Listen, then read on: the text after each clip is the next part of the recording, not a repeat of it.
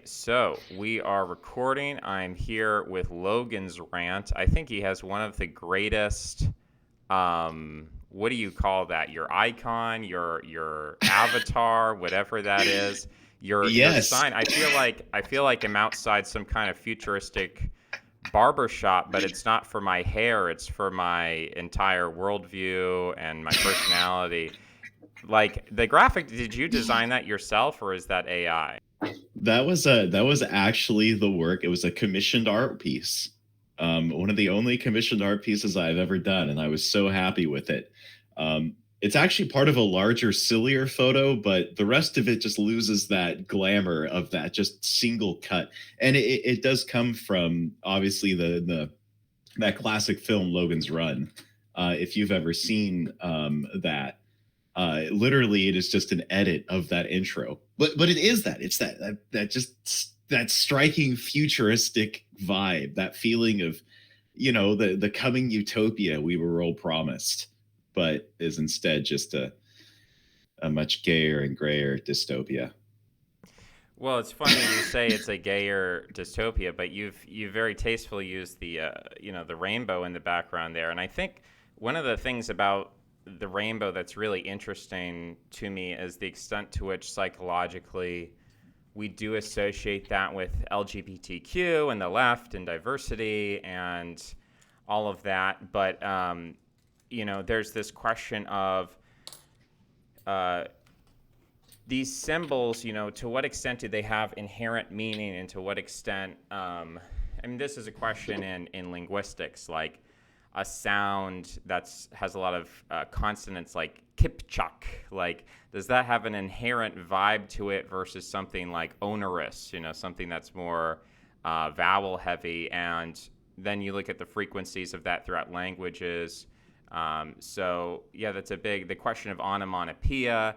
In Plato's Cratylus, Socrates goes into this question of, is there a best name for everything? Would a rose be sweeter by any other name, or just as sweet by any other name?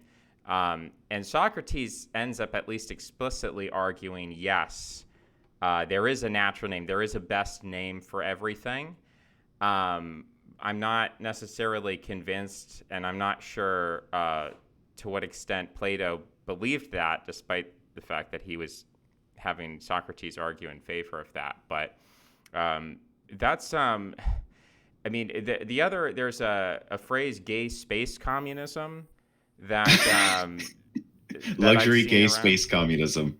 Yeah, and I mean that's Mhm. another one where I think we're kind of at a point, and I think there's truth to this, but I think there's a sense in which the if you go back to the 1960s sci-fi and then sort of 1980s dystopia with Terminator, there was always a space for conservatives or right-wingers in science fiction and in futurism or dystopian visions of the future.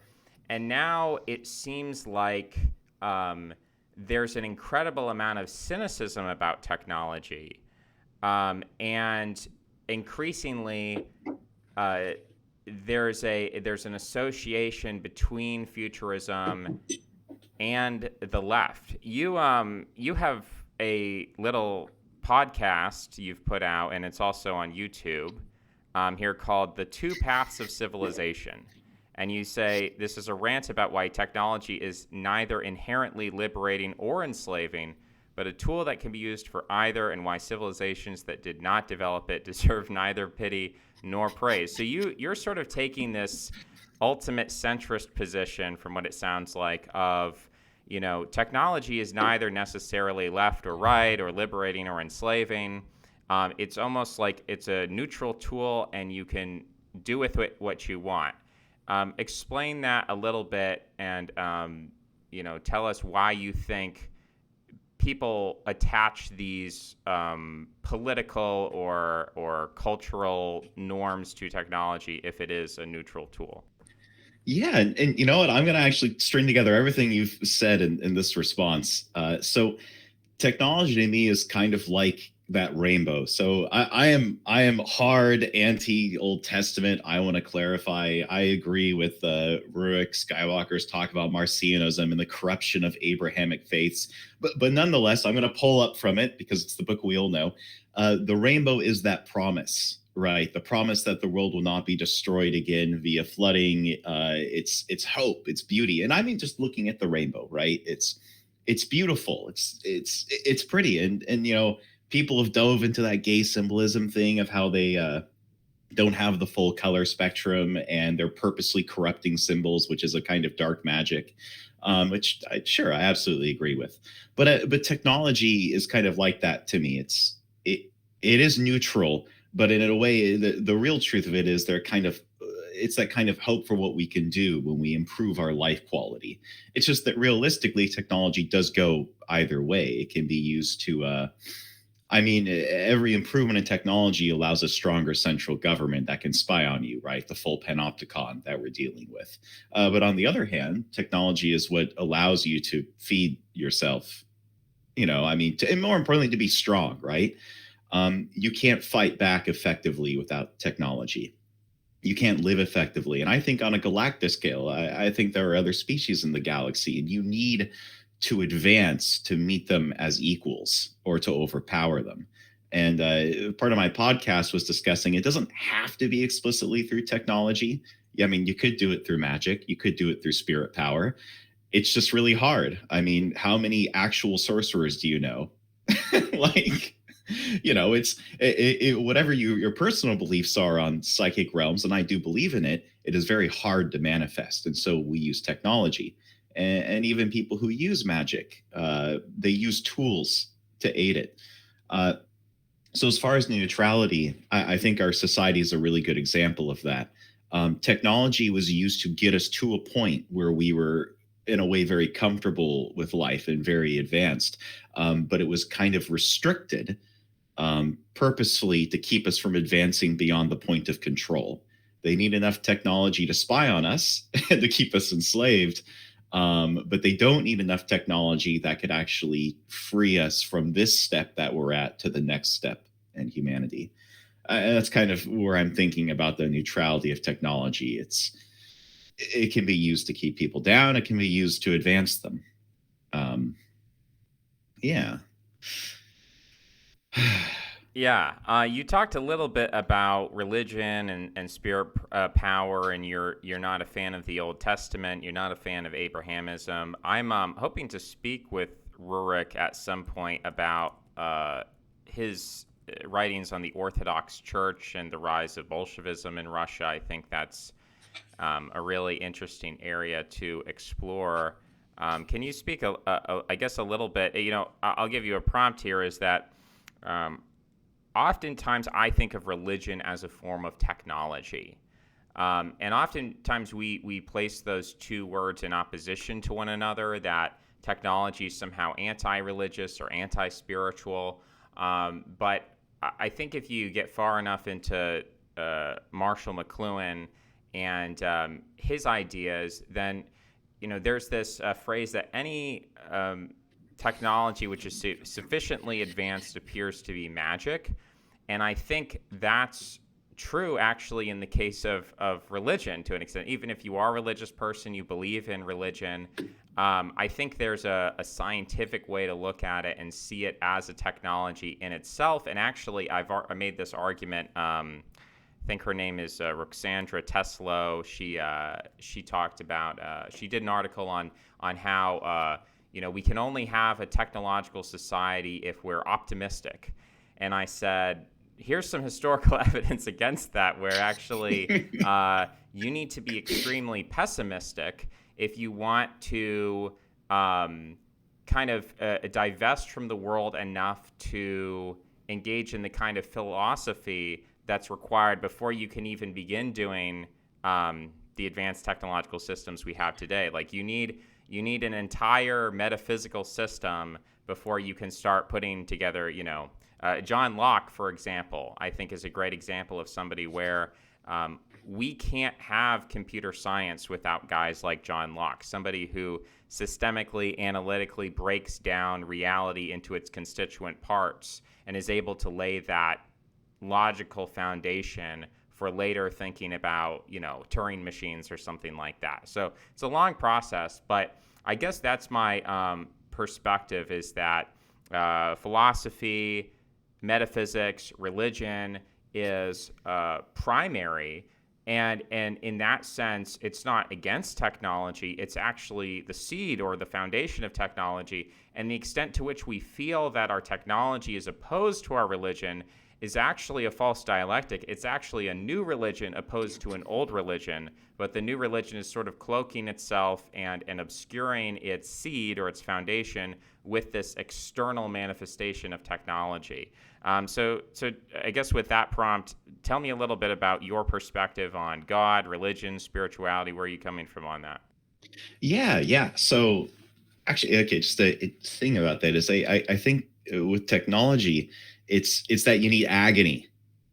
You have to have some kind of suffering to compel you to improve. I mean, not too much suffering, right? But it's that whole argument of like you're in the easy jungles of Africa where all the crops grow and no one cares, right? Or you're in the tundra, but you have that sweet middle spot where, yeah, you need to develop tech or you're going to die. You have to develop. But yeah, absolutely. You have to have that kind of mindset that the world is not easy. It's not, everything isn't perfect, everything isn't nice. Yeah, as far as religion and how I think that meshes with tech, I think there is kind of a pure um, universal law, kind of universal truth in a sense. Um, and what I mean by that is there's a rule in the universe that you must advance. All people are on a path of advancing spiritually, and then advancing their community, advancing their race, advancing the broader species they develop or belong to. And that's kind of this law of advancement. I also think there are evil forces in the universe.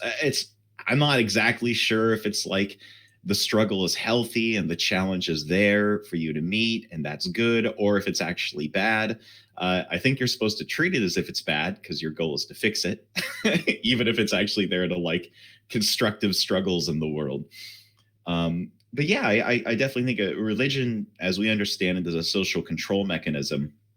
But the underlying part is the actual metaphysics of how does the universe work? How do our souls work? What is compelling us to the next step? Can we actually achieve godhood in our individual forms? And what does that look like? What's the timeline for that? Is it one life? Is it many lives? Is it uplifting your people?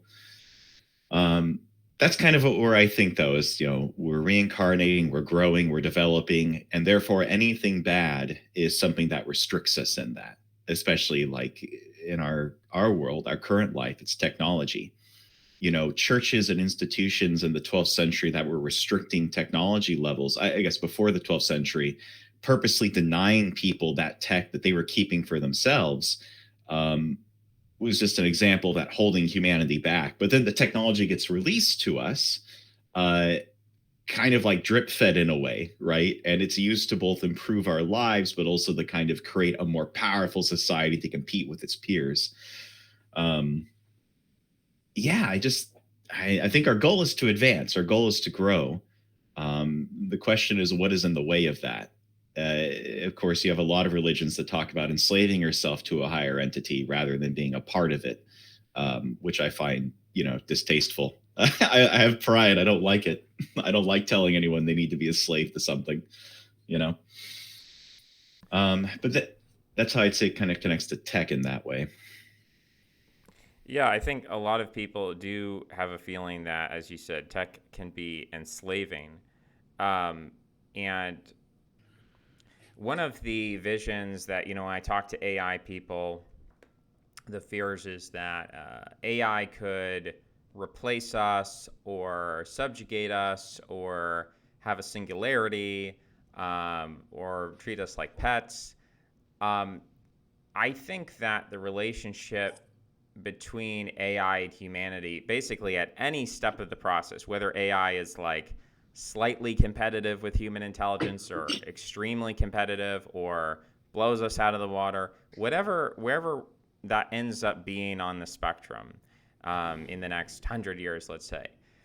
I don't think that AI is going to ever find itself in a situation where it is facing off against humanity as a united entity with itself as a united entity. That kind of divergence or dichotomy, bifurcation, where there's like a mirror image where you're staring in the mirror with your human flesh, and there's the Terminator staring back at you, and it's like WWE head to head. Like, I think that to the extent that these technologies are successful, they're going to either be so integrated with humanity that you're not going to really know where the human begins and the AI ends, or they're going to be so above us and we're going to be so useless compared to them that they'll think about us as much as we think about the chimpanzees in the Congo. Like maybe some people will say, okay, we should conserve the chimpanzees, we should stop, environmental destruction or something. But no one is like, we got to exterminate the chimpanzees because they're a threat to humanity. Nobody thinks that. So the idea of, I almost think there's like, you talked about that pride, and I think there's almost like a pridefulness in the fear that AI might go to war against us.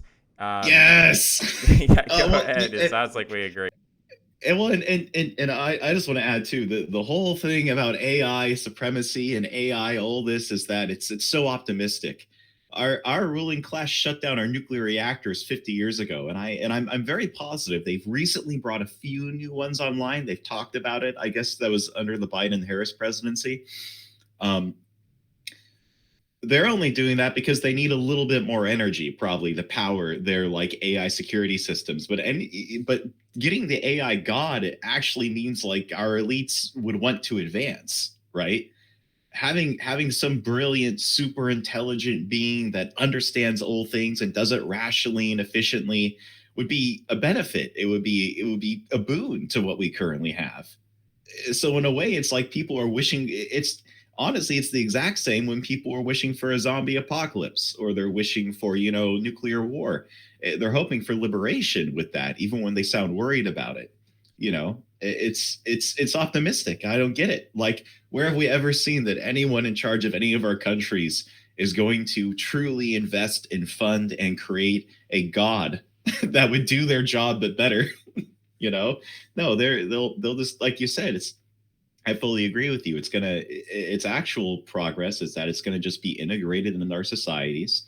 Our current society will be used just to help with small office things and to security control people, right? It'll go through reams of data, it'll track your face.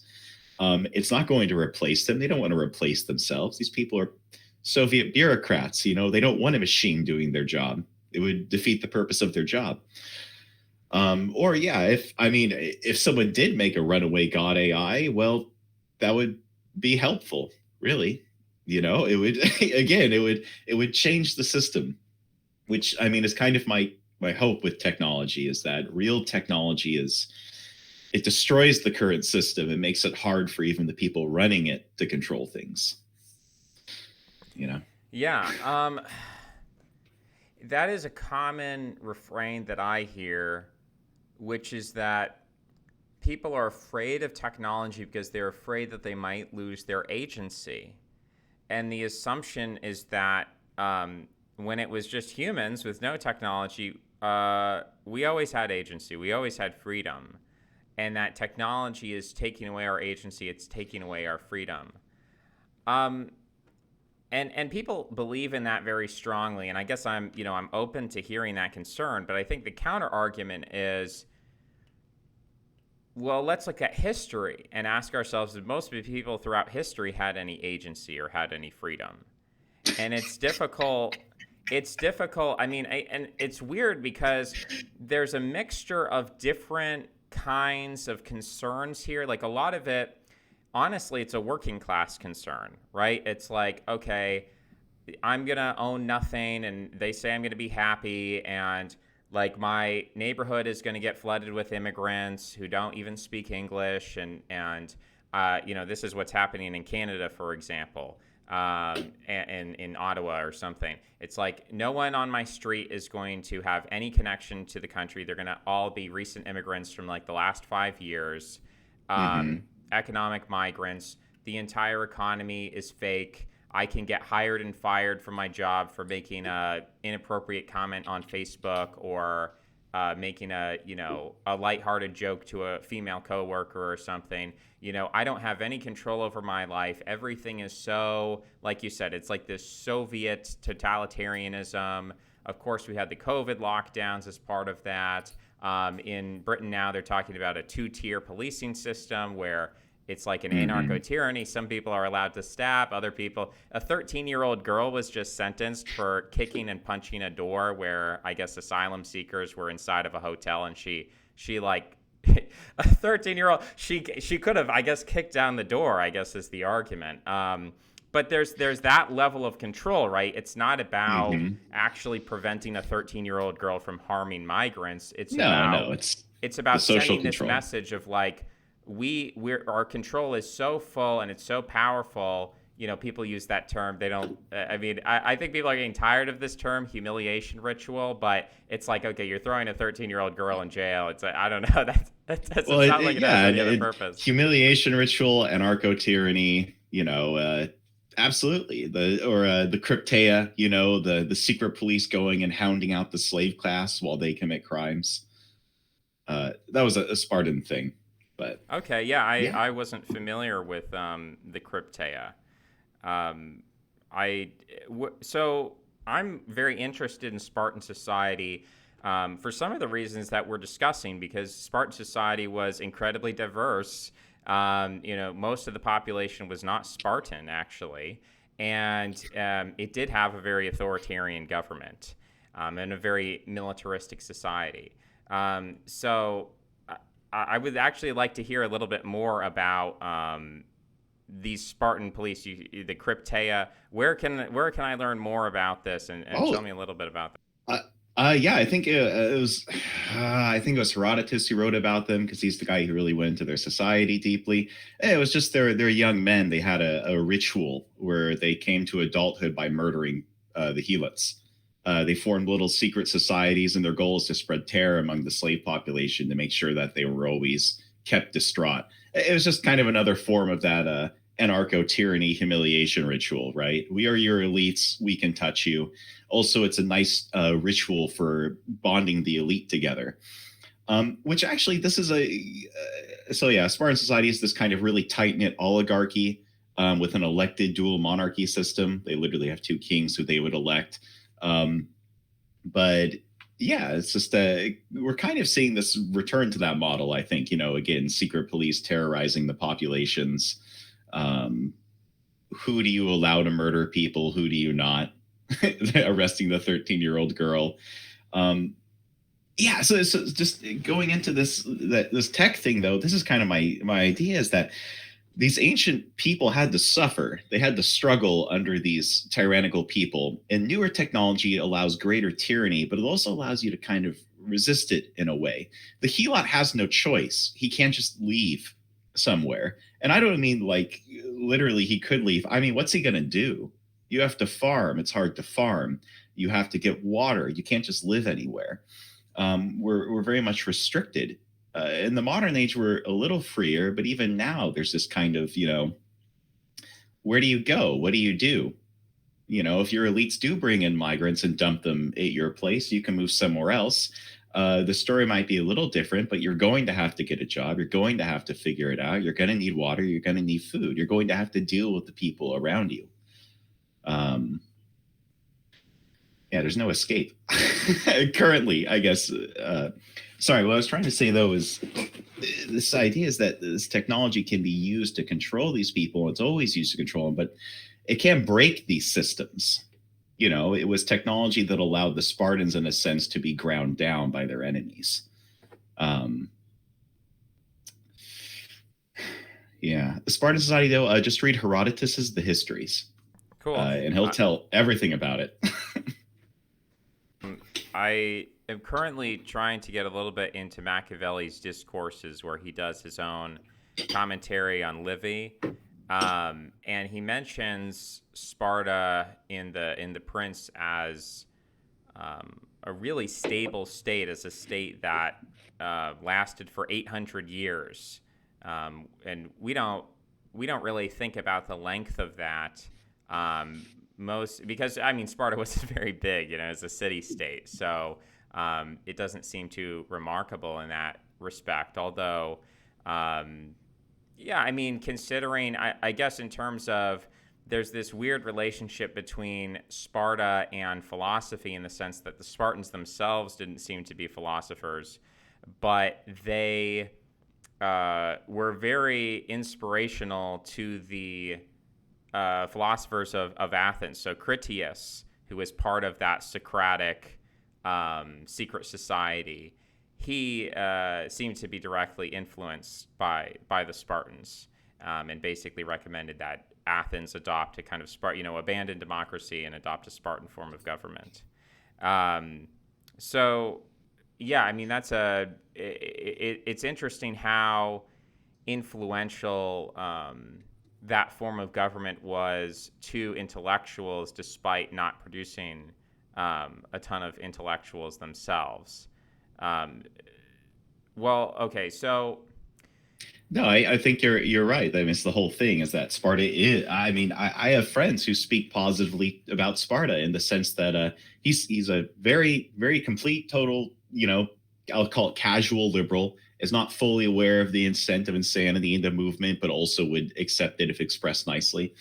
But he goes, oh, well, people really admire that they had the ruling class had to live in a certain style. They had to keep themselves honed. People admire that, and I think that is kind of part of it. Is that a lot of philosophers do admire this? Well, I mean, because philosophers are thinkers, right? And they want people who are supremely dedicated to a thought, which is what the Spartans, in a way, were.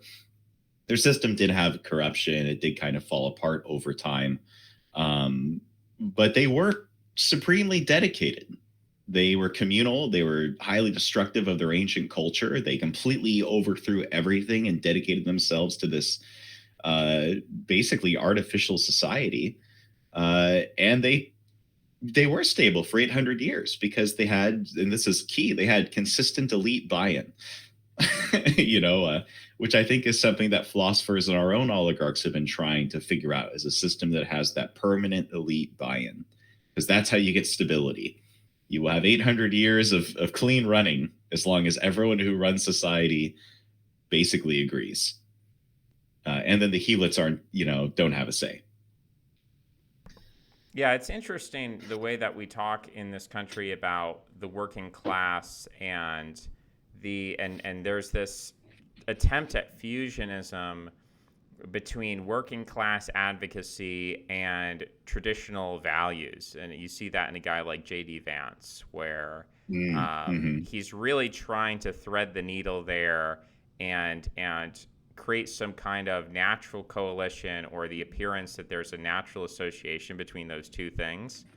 Um, but if you really want to get traditional, let's go back to Sparta or even Athens, right? And look at how working people were treated in those societies.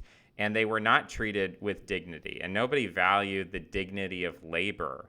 I mean, that's not the European story for, I mean, really 99% of its history until, maybe the last, with, Marxists and socialists in the last maybe 200 years. You have some kind of murmurings about, oh, Mm-hmm. we should really treat our workers better. The way that I view that, and I get, I try to have discussions with people on the different parts of the political spectrum. And so if I talk to somebody who's like, I'm a pro working class, whatever that means, populist, socialist, communist, however they self describe, and I try to ask them this question, which is, why do you think we made that transition from a society that basically had very little respect for working people into, during the Industrial Revolution, all of a sudden there was this huge socialist movement, and now that seems to have collapsed and declined to the point where there's really no space for that, at least not in the American political system. I mean, Hillary Clinton and Kamala Harris, I'm not very optimistic that they're going to do something for working class people. Maybe I'm wrong about that, but so I asked them that question. Why do you think that occurred? And I don't get a lot of definitive answers other than, well, rich people turned evil, or rich people were good for a period of time and then they turned evil. And I'm like, I actually don't think that's how human beings work. And again, following Machiavelli, I just assume people are kind of being cynical and self-interested throughout history. And the idea that our elite has degenerated or become worse